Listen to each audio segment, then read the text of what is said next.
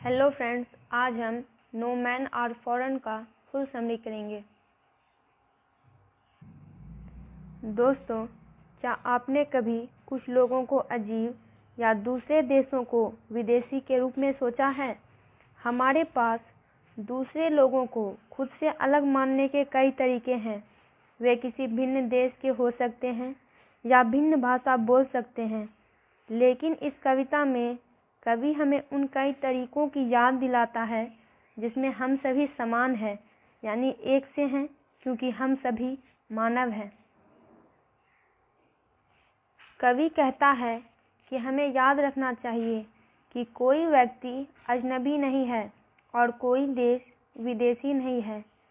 सभी वर्दियों या कपड़ों के नीचे एक अकेला शरीर सांस लेता है जो हमारी तरह हर एक तरीके से एक जैसा है। जिस तरीके से हम रहते हैं, खाते हैं, चलते हैं या कपड़े पहनते हैं, इन सब में फ़र्क हो सकता है, परंतु हमारे तौर तरीके के नीचे हर एक व्यक्ति एक जैसा है। हमारे अलग अलग रंग, धर्म, जातियाँ, पंथ हो सकते हैं या हम अलग अलग भाषाएं बोल सकते हैं, परंतु हम सब एक जैसे हैं। हम सभी एक ही धरती पर चलते हैं। हम सभी भाई और बहनें हैं और हमारी आवश्यकताएं एक जैसी है। हमारी मृत्यु में हम सभी उसी पृथ्वी पर लेटेंगे। इस छंद में कवि कहता है कि जिन्हें हम अजनबी या विदेशी कहते हैं, वे भी उसी सूर्य, हवा या पानी का प्रयोग करते हैं जो हम करते हैं। वे भी उनको जानते हैं और जैसे हम उन्हें प्रयोग करते हैं, वे भी वैसे ही उन्हें प्रयोग करते हैं। हमारे बीच में कोई भी विदेशी नहीं है। वे खेत से खाना और फसलें लेते हैं जैसे हम लेते हैं। वे शांति पसंद करते हैं जैसे कि हम करते हैं।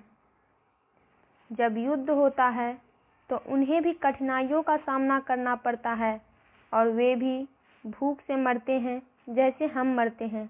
इसलिए विदेशी जैसी तो कोई बात ही नहीं है, क्योंकि सभी चीज़ें एक जैसी ही हैं। वे अपने हाथों का प्रयोग करते हैं जैसे हम करते हैं। वे भी एक दूसरे से बातचीत करने के लिए बोलते हैं, इसलिए हमारे जीवन में हम भी एक जैसे ही हैं। इस प्रकार कवि कहता है कि कोई भी चीज़ नहीं है जो अजनबी या विदेशी कही जा सके। इस छंद में कवि कहता है कि उनकी हमारी जैसी आँखें हैं जो जागती है या सोती है। वे कैसे अजनबी हो सकते हैं जब हम सभी के पास एक सी विशेषताएं हैं। उन्हीं आँखों से वे देखते हैं जिनके द्वारा हम भी देख सकते हैं। उनके पास हमारे जैसी ताकत है जिसे प्यार से जीता जा सकता है। जीवन हर एक भूमि पर एक जैसा है जो सभी पहचान सकते हैं और समझ सकते हैं। हम जहाँ कहीं भी चले जाएं, हमें एक सी भावनाओं और दूसरी विशेषताओं के साथ एक जैसे व्यक्ति मिलेंगे। इसलिए ऐसी अवस्था में व्यक्ति कैसे अजनबी और विदेशी हो सकते हैं। इस प्रकार कवि कहता है कि कोई भी व्यक्ति अजनबी या विदेशी नहीं है। सारा संसार एक ही परिवार है। कवि ने काफ़ी मात्रा में सिद्ध कर दिया है कि सभी मानव और दूसरी जीवित चीज़ें एक जैसी हैं। उनके बीच में पूर्ण रूप से कोई भी भिन्नता नहीं है।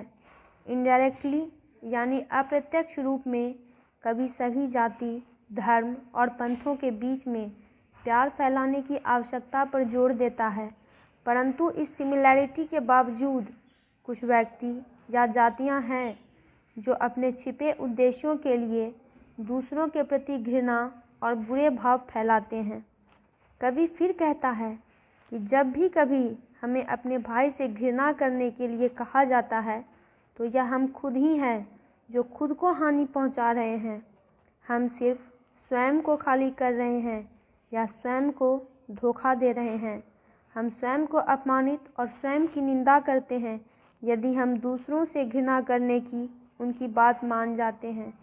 मानवता हमें सारे संसार में अपने भाइयों से प्यार करना सिखाती है, क्योंकि हर एक तरीके से हम सभी एक जैसे हैं। इस छंद में कवि कहता है कि यदि हम अपने भाइयों के विरुद्ध हथियार उठाते हैं और उनसे घृणा करते हैं तो हम स्वयं को गंदा करेंगे और सारे संसार को भी जिसमें हम रह रहे हैं। घृणा, ईर्ष्या या बुरी भावना हमारे अंदर अच्छे गुणों का विनाश करती हैं। नरक जैसी बुरी भावना, ईर्ष्या और घृणा हवा की पवित्रता को नाराज करती है, जो हर एक स्थान पर है और हमारी अपनी ही है। उत्तेजना की अवस्था में यदि हम कोई भी नकारात्मक कार्य करते हैं तो हम भावनात्मक रूप में स्वयं का विनाश कर रहे हैं। ऐसा करने में हम स्वयं को नीचा कर रहे हैं। इसलिए हमें कोई भी मानवता के विरुद्ध कार्य नहीं करना चाहिए जो किसी को हानि पहुंचाए। हमें याद रखना चाहिए कि कोई भी व्यक्ति विदेशी नहीं है और ना कोई देश अजनबी। Central idea of the poem no man are foreign कविता में कवि हमसे कहता है कि लोगों को बाहरी रूप, रंग, धर्म, क्षेत्र इत्यादि के आधार पर नहीं देखना चाहिए। समस्त संसार के लोग आपस में भाई भाई हैं। सभी लोग समान रूप से जन्म लेते हैं, कपड़े पहनते हैं, खाना खाते हैं और अंत में मृत्यु को प्राप्त करते हैं तथा इसी धरती में दफनाए जाते हैं। हम सभी के शारीरिक अंग समान हैं, लेकिन हमने ही आपस में झगड़कर और विद्वेष फैलाकर पृथ्वी की समरसता को खराब किया है। फ्रेंड्स, इससे रिलेटेड वीडियोस के लिए चैनल को सब्सक्राइब करें और वीडियो को लाइक और शेयर करें। आपको यह वीडियो कैसी लगी कमेंट बॉक्स में ज़रूर लिखें।